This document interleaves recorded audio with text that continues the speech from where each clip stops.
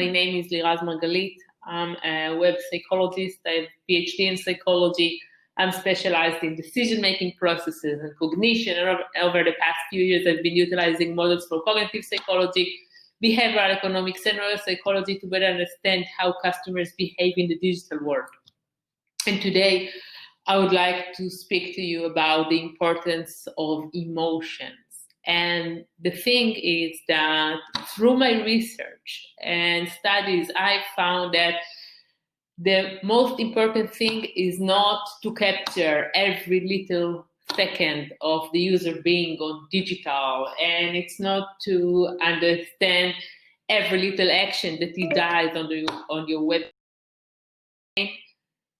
Goal of analytics actually and of big data is to capture what he's going to remember.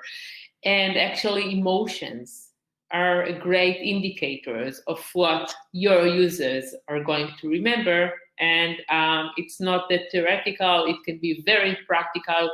So let's start. Before, a little bit about myself. Now I'm a co-founder in a startup that actually personalize the interaction. So we are developing a virtual agent that is able to detect what people are talking about, be able to chat with customers and to ask them how they are doing and to actually learn their preferences through the talk, meaning that the way you talk can actually indicate about what you prefer, about your personality. So let me give you a quick example. So if, for example, I say, what a nice dress, and I mean the same thing as someone who says, oh, this is a wonderful, amazing dress, where did you buy it? So we actually meant the same thing, but the way we speak actually says something about our personality structure. So we are able to use words to detect the customer's personality structure and then to fit every customer the actual recommendations. So if someone is high in need to belong, we will actually address his recommendation differently. Everybody else is buying that, as opposed to individualists. Then we will say, oh, it's only for you. So this is how we personalize the interaction and the research, and the result and the findings that I'm going to present to you today are based on the research that we did with our customer. So in a report that Forrester recently released, they wrote that brands that want to break away from the pack should focus on emotions. And the part that I like the most is how an experience makes customer feel has a bigger influence on the loyalty to a brand than effectiveness or ease of use in nearly every industry. And you know what? It's not only Forrester. Before the COVID-19 began, actually, I went to many conferences around the world, and whenever I gave a keynote, there was another guy or another woman who gave their keynote, and they keep talking about emotions and the importance of emotions to establish and generate brand awareness and experiences and emotion. But no one really knows, and no one really tells you what's the relationship between emotions and experiences and how emotions can shape digital experiences. So what we really need to know, what the question that we really need to ask is how our brain memorizes daily experiences. And what we really need to be discussing is not emotions per se, but emotions as a gateway to our memory. Now, speaking of our memory, let me share with you a personal story. It was a few years ago. We were sitting, the whole family, in after Friday family dinner, and then my oldest daughter turns to me and asks how I met her daddy. So I told her the story. I told her that I went with a couple of my friends to a dance bar, and as we entered the bar, he was standing near the bar with a couple of his friends. And he was so good looking. And then after a few flirty looks, he came over, turns to my friend and asked if he could steal me away from her for a few minutes. And this is how it all began. And he was there, my dear husband, he was there listening to me telling the story. And then he said, oh my God, Liraz, it was nothing like that. You came on to me. And for a minute there, I was sure he's kidding. But today, after studying the dynamic nature of our memory, I know that he wasn't kidding, because our memory is directly influenced by our emotions, as we will find out today. And that is why it doesn't matter what really happened, and this is what I like you to remember, it doesn't matter what your customer actually experienced. It has nothing to do with what they are going to remember. So what you should be focused on is your brain memory mechanism and what they're going to remember. And emotions actually are critical elements of how you are going to shape your customer's memory. So now I think the big question is, how can a physical product or service become a memory, right? So in one day, even in 1 hour, we have so many experiences. So which of these experiences are going to turn from an experience into a memory? So what we generally refer to as memory is really our long-term memory. Yet stories and experiences must pass through our short-term memory before a long-term memory can be established. The transition to long-term memory is not guaranteed. So what influences the memory formation? Our emotions, of course. So if the experience is powerful enough to generate an emotional reaction, a new story will be added to our memory collection. A long-lasting experience, good or bad, is one that provides enough vivid materials for our brain to construct the story later on. So if the experience is powerful enough to generate an emotional reaction, a new story will be added to our memory collection. Now, let's try to understand what does it mean from a business perspective. As customer experience stakeholders, we are looking to make the transition to long-term memory. This is where brand awareness and loyalty lives. But here is the thing, here is the problem. It's not enough just to be in any long-term memory. We need to be associated with a positive emotions.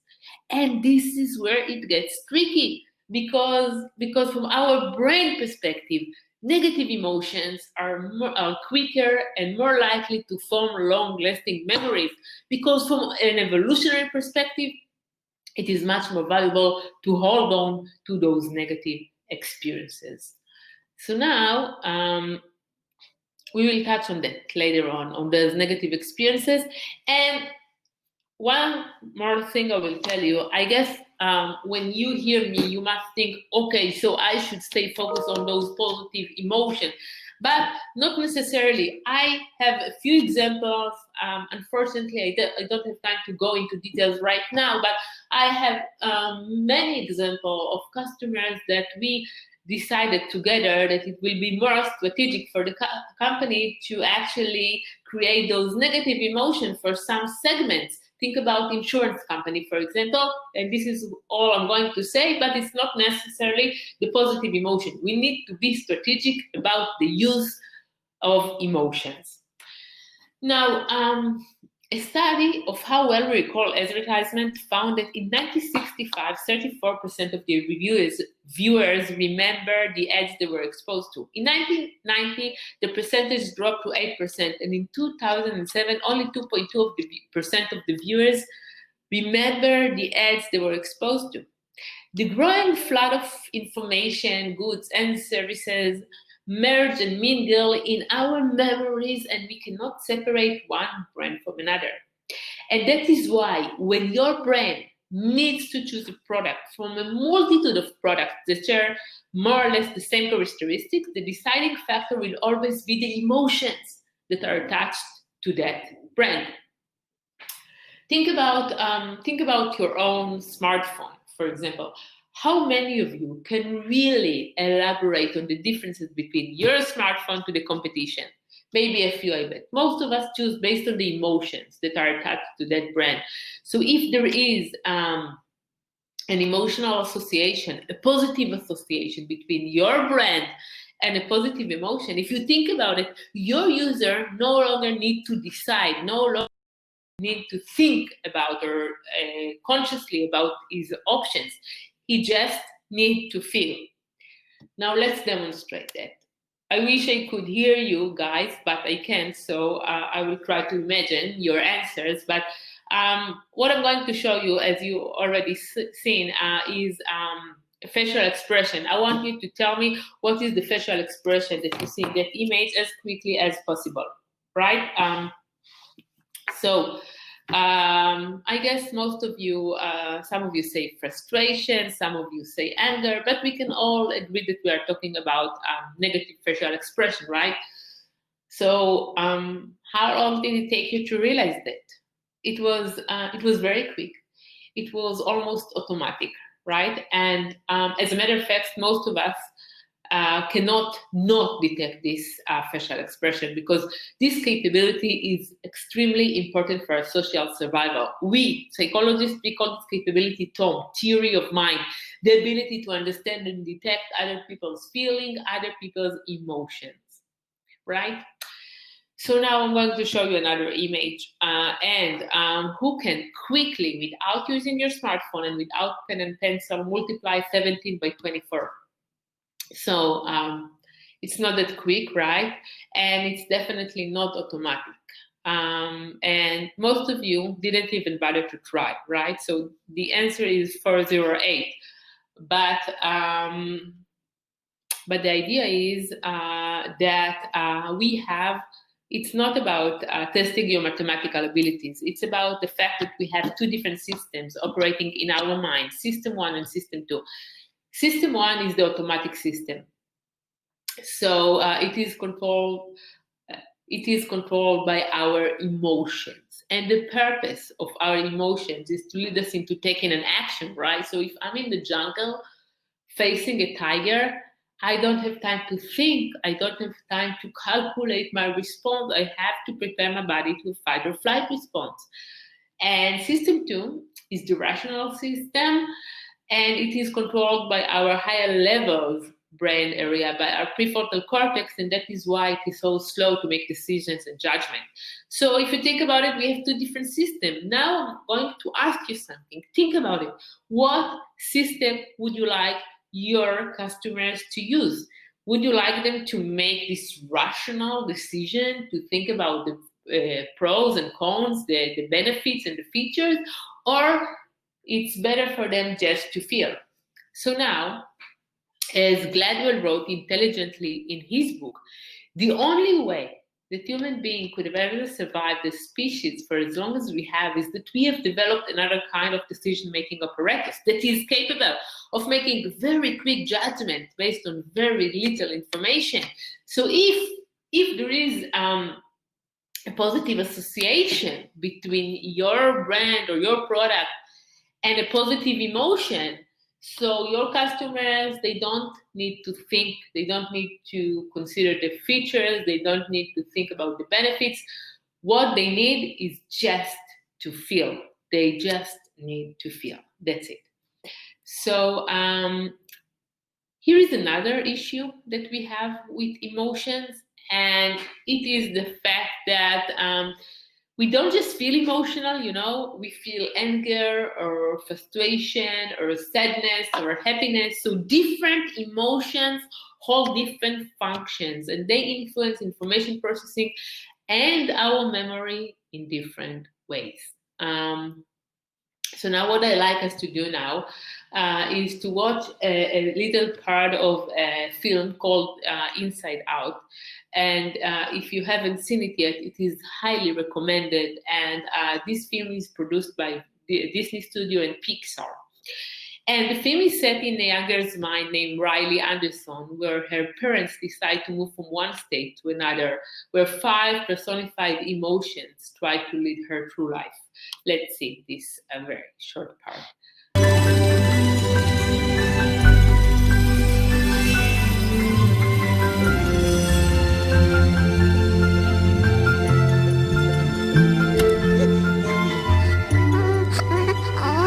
It was amazing. Just Riley and me forever.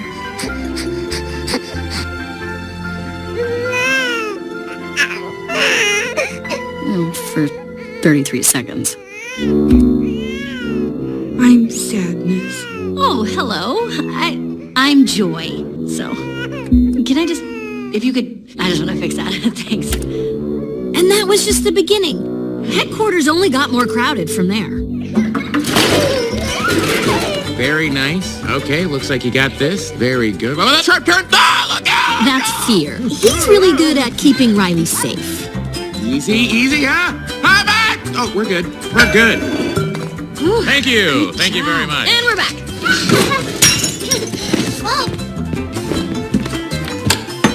Here we go. All right, open. This looks new. Think it's safe? What is it? Okay, caution. There is a dangerous smell, people. Hold on, what is that? This is disgust. She basically keeps Riley from being poisoned, physically and socially. That is not brightly colored or shaped like a dinosaur. Hold on, guys. It's broccoli! Well, I just saved our lives. Yeah, you're welcome. Riley, if you don't eat your dinner, you're not going to get any dessert. Wait, did he just say we couldn't have dessert? That's anger. He cares very deeply about things being fair. So that's how you want to play it, old man? No dessert? Oh, sure. We'll eat our dinner right after you eat this. Right. Here comes an airplane. Oh, airplane. We got an airplane, everybody.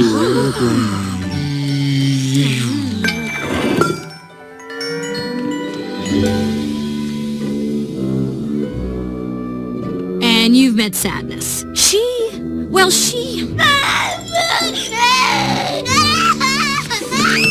I'm not actually sure what she does. And I've checked. There's no place for her to go. So she's good. We're good. It's all great.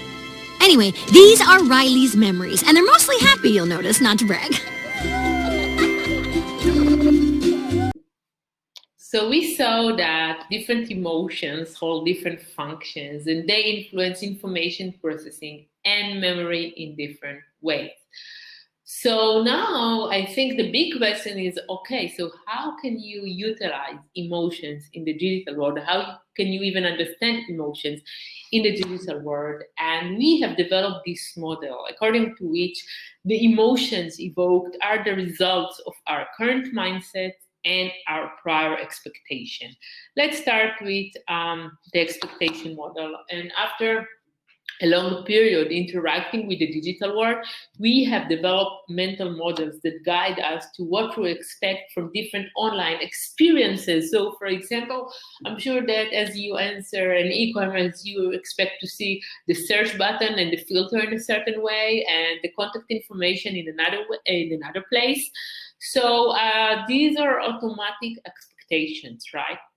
So now, according to the expectation model, if the actual interaction meets our expectation, and this is what you need to notice, people think, okay, this is a great thing. So we actually were able to meet our customers' expectation. But no.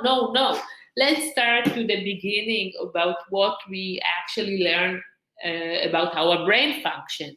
And if we take the brain perspective into consideration, we will understand that from our memory point of view, if the actual interaction meets our expectation, this is considered to be a non-event, and no story will be added to our memory collection. So people are not going to remember this. They're not going to remember this as a negative experience, of course, but they're not going to remember this as an experience, period. So today, in today's world, it's not enough to live up to your customer's expectation. Now, let's continue with this model. So if the actual interaction is below what we expected, so the interaction will be associated with a negative experience. And if the actual interaction is above what we expected, this is the only place where we can talk about peak experiences and delight. And recently, all of my customers keep talking to me about delight, about how to delight the customer, and they think that maybe there is a magic or there is a secret sauce of how to strategize delight. But here is the thing.